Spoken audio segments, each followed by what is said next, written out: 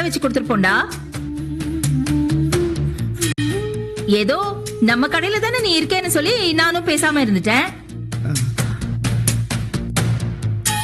பெரிய மாமா சின்ன மாமா எல்லாரும் பிசினஸ் பண்ணிட்டு இருக்காங்க. இவர் மட்டும் எதுக்கு இன்னொரு கடையில வேலை பார்க்கணும்? அதனாலதான் அவருக்கு ஒரு கடை ஆரம்பிச்சு கொடுத்திருக்காங்க. ஏய், நீ என்ன இன்னொரு கடை அது இதுன்னு சொல்லிக்கிட்டு இருக்க? கொஞ்சம் பார்த்து பேசு. என்னங்க இது இன்னொரு கடை தானே? இத பாரு, உன் புருஷன் கடை திறக்கிறது எனக்கு ரொம்ப சந்தோஷம் தான்மா. யாரும் புடிச்சு நிறுத்த போறது இல்ல. ஏன் நாளைக்கு கடை திறக்க போறத இன்னைக்கு சொல்றீங்கன்னு தான் கேக்குறேன். அக்கா, இந்த விஷயத்துல முடிவெடுக்கிற இடத்துல நான் இல்லவே இல்லக்கா. டேய், தேவையில்லாம நடிக்காதடா.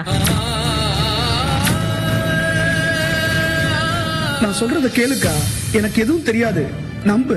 டேய் மாப்பிள்ளைங்களா, நீங்களாவது கேளுங்கப்பா. எங்க அண்ணனுக்கு ரொம்ப நாளா இந்த விஷயத்த பத்தி என்கிட்ட கேட்டுக்கிட்டே இருக்காங்க. நானும் என்னென்னமோ சொல்லி சமாளிச்சுக்கிட்டு தான் இருக்கேன். கடையே எனக்கு தயவு செஞ்சு வச்சு கொடுக்காதீங்க, வேணவே வேணான்னு தான் சொல்லிக்கிட்டு இருக்கேன். அவங்களே போய் திடுதப்புன்னு கடையை பார்த்துட்டாங்க. திறக்கிறதுக்கு நாள் அவங்களே குறிச்சிட்டாங்க. ஆத்தாவும் அதுதான் சரின்னு சொல்லிச்சுக்கா. இந்த தடவை என்னால தட்டி கழிக்கவே முடியல.